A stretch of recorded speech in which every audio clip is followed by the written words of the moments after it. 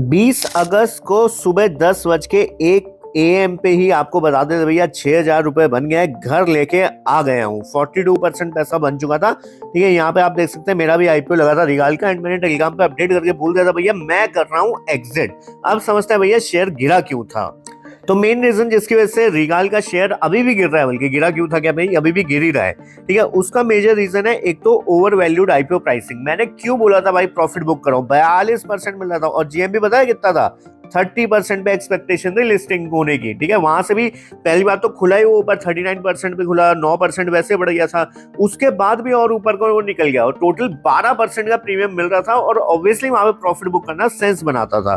ठीक है, अब यहाँ पे काफी लोग होंगे जो फंस गए हैं जिन्होंने नहीं प्रॉफिट बुक किया आईपीओ में या फिर नया शेयर ले लिया। तो आप कमेंट सेक्शन में बताओ और एक दूसरे की भी हेल्प करने का ट्राई करना, मैं भी ट्राई करूंगा आपका मैं नीचे रिप्लाई कर दूं। ठीक है, फटाफट लिख दो किस प्राइस पे लिया हुआ और बाकी लोग का भी कमेंट सेक्शन चेक करके एक दूसरे की हेल्प कर लो। ठीक है, अब देखो ओवर वैल्यूड आईपीओ प्राइसिंग। ठीक है, जैसे मैंने आपको बताया 39% पे तो खुला ही खुला, 30% का जीएमबी था जबकि, तो ओवर वैल्यूएशन यहाँ पे हो गए थे, डेफिनेटली हो गए थे। अभी भी 24 का पी आई थिंक है इस समय भी, मैं दिखाऊंगा आगे चल के। Weak investor confidence after listing demand from big investor like F I D I remained low. ठीक है, उन्होंने भैया यहाँ पे खरीदारी करी नहीं। जनरली क्या होता है, अगर अच्छा आईपीओ होता है तो वहां पे एफआईडीआई पहले दिन पे आके बाई कर लेता है और शेयर को और ऊपर ले जाते हैं। ठीक है, जैसे एनएसडीएल के शेयर में हुआ था, 55% बढ़ गया था उसके बाद वो। ठीक है, लिस्ट होने के बाद तो वो क्यों हुआ, क्योंकि बड़े लोग वहां पे घुसे।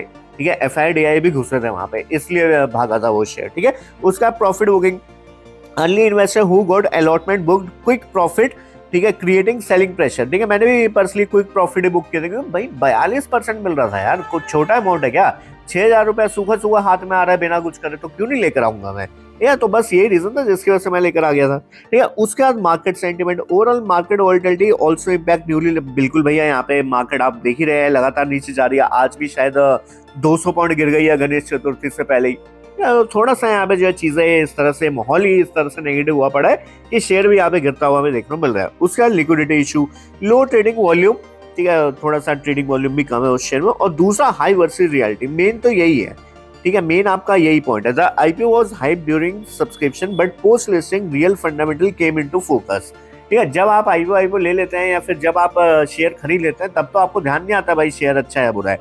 बट एक बार जब आप ले लेते हैं फिर आप एनालिसिस करना चालू करते हैं कि भैया शेयर अच्छा भी है बुरा है। ठीक है, तो थोड़ा सा आगे डिस्कस करते हैं। उससे पहले मैं आपको ये भी बताता हूँ, दो बड़े बड़े इन्वेस्टर्स का व्यू पॉइंट आपके सामने आ चुका है, एक अरिहंत वालों का और एक आनंद राठी का भी है। ठीक है, तो इसको पूरा अच्छे से पढ़ लो। ठीक है, मैं शॉर्ट में आपको पढ़ा दे रहा हूँ, बट वीडियो को फटाफट से लाइक कर दो, चैनल को सब्सक्राइब, नया चैनल आपके लिए बनाया तो प्लीज सपोर्ट करिएगा।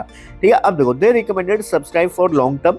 ठीक है, the strategic location of Regaal manufacturing facility near maize producing area and consumption market. Anand Rathi ने भी एग्जैक्टली यही वाला पॉइंट बोला हुआ है कि भैया इनका जो है मेज हो गया आपका, भुट्टा, कौन, छल्ली, मक्का, जो भी बोलना है बोल लो। ठीक है, तो उनके आसपास ही के एरियाज में इनका जो है लोकेशन है, तो ऑब्वियसली वहां से रॉ मटेरियल भैया इजीली आ जाता है इनके पास। ठीक है, एफिशिएंट मल्टी सोर्स।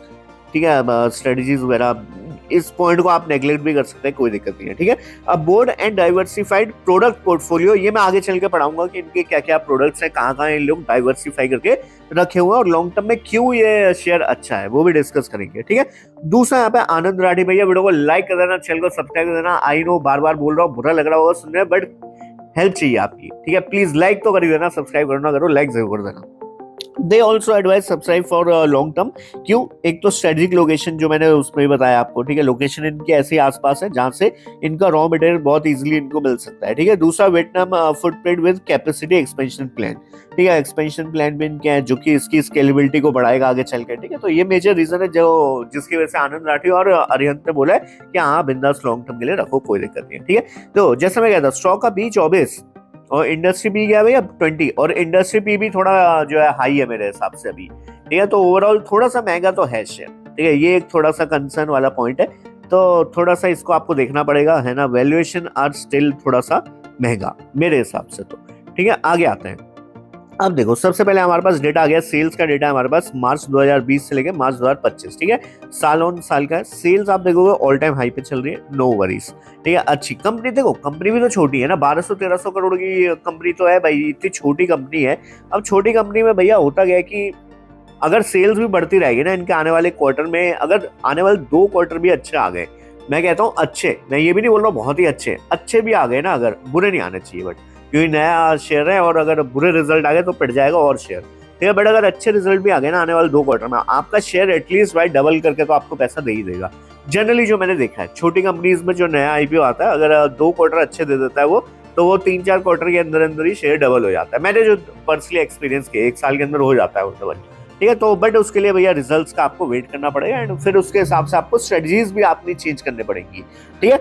तो सेल्स अपने ऑल टाइम हाई पे चल रही है, ऑपरेटिंग प्रॉफिट भी अपने ऑल टाइम हाई पे चल रहा है, कोई दिक्कत नहीं है भाई, अच्छा है। यहाँ पे प्रॉफिट, यहाँ पे नेट प्रॉफिट पे हाउस इधर नेट प्रॉफिट भी आप देखो 48 CR का है, ठीक है। ऑल टाइम हाई पे नेट प्रॉफिट है, ठीक है। तो कंपनी के फंडामेंटल अच्छे हैं, मतलब ऐसा नहीं बोल सकते आपकी भाई बुरे हैं, बस कंसर्न ये हो गया कि वैल्यूएशन थोड़े महंगे हो गए थे, ठीक है। अगर ये शेयर ऐसा होता ना भाई 15% के जीएमपी पे आया होता या 12-13% के उस पर लिस्ट हुआ होता, तो शेयर में आपको कभी गिरावट नहीं देखने को मिलती थी, उल्टा बढ़ता हुए देखने को मिलता।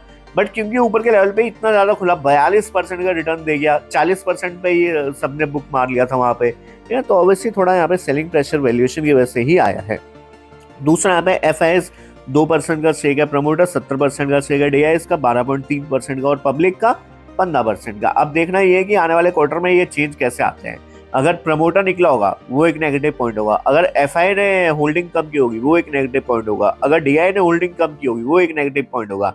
बट अगर पब्लिक बढ़ी होगी या ऐसा बोल दो कि भैया पब्लिक थोड़ी कम हुई होगी, तो हमारे लिए एक प्लस पॉइंट होगा। अगर पब्लिक कम होती है तो मतलब शेयर जो है स्ट्रॉन्ग हैंड्स पे गया होगा, एफआई डीआई किसी पे गया होगा, ठीक है, या प्रमोटर पे गया होगा। बट अगर पब्लिक यहाँ पे बढ़ती है तो हमारे लिए नेगेटिव पॉइंट हो जाएगा वो, ठीक है। तो आने वाले क्वार्टर में ही आपको पता चल पाएगा, ठीक है। इसके बाद आ जाता है भैया क्या है कंपनी का, क्या है सारा मॉडल वॉडल, ठीक है। तो पहले यहाँ पे देख लो पॉजिटिव्स ही हैं एक तरह से सारी के।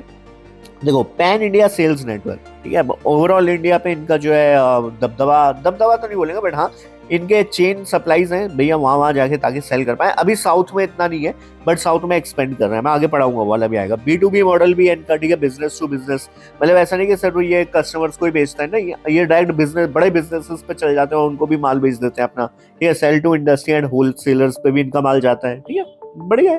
Product use in food, pharma, paper, textile, animal feed, ठीक है। ये मैं थोड़ा सा डिटेल में और बताऊंगा आगे चल के, बट इन शॉर्ट समझ लो खाने में भी यूज होता है, ठीक है। फिर आपका दवाइयों में भी यूज होता है, फिर आपका पेपर इंडस्ट्री में जो सेंचुरी, इमामी, ये सारे पेपर वाले जो हैं, ठीक है। टेक्सटाइल आपका कपड़ों में भी यूज होता है, एनिमल फीड सॉरी, ठीक है, जैसे गाय भैंस का जो चारा वारा होता है उसमें भी यूज होता है, बिल्कुल होता है। Export to Nepal, Bangladesh, Malaysia, ठीक है, तीनों डेस्टिनेशन है भैया, बाहर है, क्या नेपाल में भी जा रहा है, बांग्लादेश भी जा रहा है, मलेशिया भी जा रहा है, और आने वाले टाइम में इसको और ये थोड़ा सा जो एक्सपेंड करने वाले हैं, ठीक है। White label manufacturing, custom products, मतलब किसी को अगर पर्टिकुलर टाइप का प्रोडक्ट चाहिए वो भी ये लोग बना के देंगे भाई, कोई दिक्कत नहीं है। Big clients like Emami paper या सेंचुरी पल्प एंड पेपर, बड़े बड़े क्लाइंट्स के भी इनके पास नाम है, ठीक है। ये तो मैंने आपको 2 ही बताए, ये पूरी लिस्ट कम से कम 10-12 क्लाइंट्स की है इनकी, ठीक है, और सारे बड़े बड़े नाम है, तो अच्छा है, ठीक है। फंडामेंटल वाइज ओके है शेयर, ठीक है। यहाँ पे कोई अभी तक मैंने आपको नेगेटिव पॉइंट दिखाया कि भाई दिखाओ नेगेटिव, अभी तक नहीं दिखाया मैं, ठीक है। आगे देखते हैं फ्यूचर ग्रोथ प्लान्स क्या है रिगाल रिसोर्सेज के। आई होप आपने वीडियो को लाइक कर दिया होगा, चैनल को कर दिया होगा सब्सक्राइब, करना बार बार बोल रहा हूँ, बुरा भी लग रहा होगा सुनने में, बट लाइक कर देना यार, ठीक है। देखो फ्यूचर ग्रोथ प्लान क्या है, डबल प्रोडक्शन कैपेसिटी, जल्दी ही अपना जो है 825 से 1650 कर देंगे अपनी कैपेसिटी, जो कि इसको फिर आने वाले टाइम में और यहाँ पे सेल्स और यहाँ पे रेवेन्यू जनरेट करके देगा, ठीक है। उसके अलावा 430 करोड़ का इन्वेस्टमेंट यहाँ पे इन्होंने फाइनलाइज कर दिया है। उसके अलावा आप देखोगे तो यहाँ पे प्रोडक्ट डाइवर्सिफिकेशन, ठीक है, इंट्रोड्यूसिंग हर्बल गुलाल and new modified starch derivative. तो कंपनी को देखो एक प्रोडक्ट पे नहीं टिकती है कभी भी कंपनी, ठीक है, मल्टीपल प्रोडक्ट बनाती है और जो ज्यादा बिकता है फिर उसको ज्यादा बनाती है, ठीक है। तो ऑब्वियसली यहाँ पे डाइवर्सिफाई करना जरूरी हो जाता है कि यू नेवर नो कि भैया कौन सा प्रोडक्ट हिट कर जाएगा, ठीक है। इसलिए यहाँ पे एक्सपेरिमेंट चलता रहता है। तो अभी हर्बल में भी घुस गया, हर्बल गुलाल में, उसके अलावा मॉडिफाइड स्टार्च डेरिवेटिव में भी घुस गया है, ठीक है। तो यहाँ पे आप नाम पढ़ सकते हैं, लिक्विड ग्लूकोज, डेक्सट्रोज, इस टाइप के जो है स्टार्च वगैरह भी यहाँ पे प्रोड्यूस करने लगी है company. Expand geographic reach, increase presence in south India, अभी के लिए जो है 1% का रेवेन्यू आता है साउथ इंडिया से, जो कि ये बढ़ाते हुए देखने को मिल रहा है, ठीक है। आने वाले टाइम में ये आपको जो है 10-20% भी होता हुआ देखने को मिल जाएगा।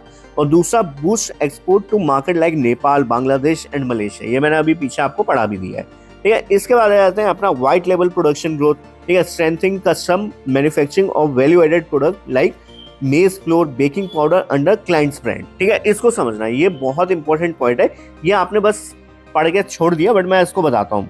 देखो ये जो है आपका मेज फ्लोर कॉर्न फ्लोर होता है बेसिकली, ठीक है, मेज फ्लोर हो गया, बेकिंग पाउडर हो गया, इन सब की डिमांड हर हाउस होल्ड में है, ठीक है, हर हाउस होल्ड में चाहिए।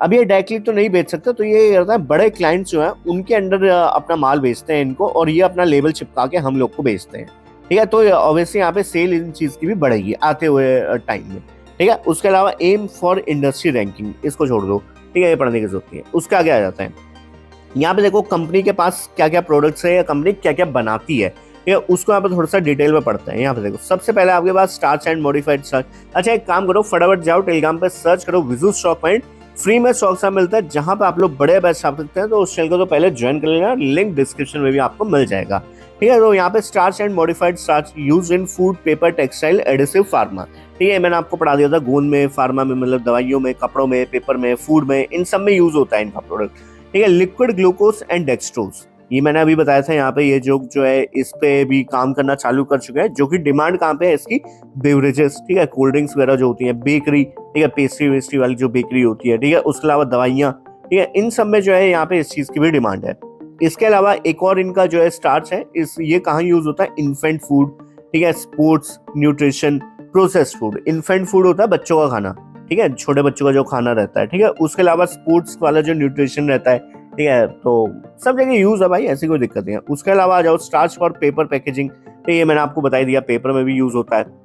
मेज based cattle feed and nutrient, मैंने बताया था गाय भैंस का जो चारा होता है उन सब में भी यूज होता है। मेज फ्लोर आपका कॉर्न फ्लोर वगैरह हो गया, व्हाइट लेबल हो गया, जो एफएमसीजी में आया, ठीक है, बेकरी हो गया, प्रोसेस्ड फूड हो गया, ठीक है। इसके अलावा आप देखोगे तो एक हर्बल भी है, ठीक है, ये देखो herbal speciality product, festive and eco friendly product demand, ठीक है, आने वाले टाइम में भाई इको फ्रेंडली और ज्यादा बढ़ने वाला है, तो डिमांड है भैया इनके प्रोडक्ट की। अब आ जाते हैं इसके चार्ट पे, तो चार्ट यहाँ पे लगातार हमें गिरता हुआ देखने को मिल रहा है भाई। ये इसका मेजर रीजन ये है कि भैया वैल्यूएशन थोड़े से महंगे हो गए थे, एंड मैंने पहले दिन ही वीडियो बना दी थी, मैंने तो खैर यहीं पे एग्जिट कर दिया था ऊपर के लेवल्स पे, बट मैंने उस दिन ही वीडियो बना दी थी जब यहाँ पे शेयर इसके आसपास ट्रेड कर रहा था, 141 140 के आसपास ट्रेड कर रहा था। उस समय मैंने बोल दिया था भैया ये जो लो लगाया आज का, इसको आपको एसएल फॉलो करके रखना है 132 का, और 132 के बाद देख लो भैया कितना बड़ा क्रैश आ गया। तो अगर 132 पे भी निकल गए होते आप तो ठीक था, बट अब ऐसे जगह पे आ गया है शेयर जहाँ पे ना आपका भैया भूगलते बनता है ना निकलते बनता है, ये वाली बात आ गई है। अब यहाँ पे 100 रुपए का हमारे पास साइकोलॉजिकल लेवल है, 12 रुपए नीचे, वो ऑब्वियसली यहाँ पे एक बार को वहां से बाउंस बैक हमें देखने को मिल सकता है, क्योंकि 100 रुपए एक साइकोलॉजिकल लेवल है, तो वो इतनी आसानी से अभी टूटेगा नहीं। सब लोग सोचेंगे भैया 100 के नीचे खरीदारी करेंगे, बट मेरे ख्याल से वो 100 नहीं जाएगा, और 100 से पहले ही थोड़ा सा जो है एक बाउंस लेने का ट्राई कर लेगा, ठीक है। तो उस बाउंस में अगर हो सके तो आप निकलने का प्लान कर सकते हैं अगर आप ट्रेडर थे, वरना अगर आप लॉन्ग टर्म इन्वेस्टर है तो आपके लिए मैंने बता ही दिया भाई, आप इतनी बड़ी प्रेजेंटेशन है, अच्छा स्टॉक है, लॉन्ग टर्म में ग्रोथ है। अब लॉन्ग टर्म में ग्रोथ का मतलब ये नहीं है कि शेयर और नहीं कर सकता है, हो सकता है शेयर यहाँ से 50% गिर जाए, बट फिर लॉन्ग टर्म में कुछ अच्छा करे, तो आपको अपना मतलब प्लान वैसे ही करना है, ठीक है। ऐसा क्वांटिटी अंधी क्वांटिटी लेके रख लिए हो फिर तो मैं क्या ही बोलूँ, बट अगर थोड़ा सेंसिबल अपने फाइनेंशियल एडवाइजर से पूछ के ही करिए जो भी करना है। ये मैं यहाँ पे कोई भी बाय सेल रिकमेंडेशन आपको दे नहीं रहा हूँ, मेरा एम था कि आपको पता चल जाए कंपनी कैसी है, ठीक है, वो आपको पता चल चुका है, ठीक है। तो फिलहाल इस वीडियो पर रोकते हैं, तब तक के लिए बाय, ये हो दोस्त ऑल एंड ऑल विशाल सुशील, चलो बाय।